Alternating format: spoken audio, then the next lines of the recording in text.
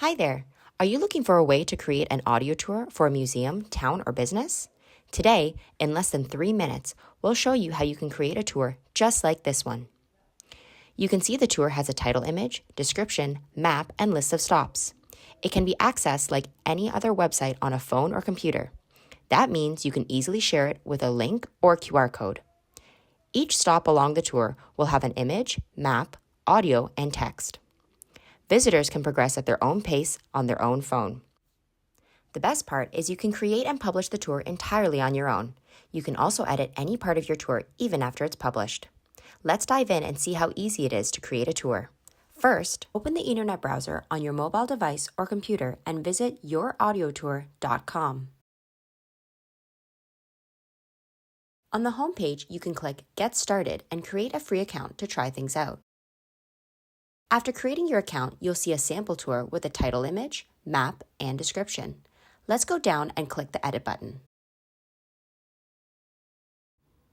In this example, we're going to make a tour for the Smithsonian in Washington, D.C. So we'll change the title, tour intro, and address accordingly. We'll also upload a picture for the homepage of our tour. There are lots of other features that we can skip for now. Voila! The tour is starting to take shape. We have the homepage built. Now let's add the first stop on the tour. Click Add a new stop. On this page, we'll create a stop showcasing the dinosaurs at the museum.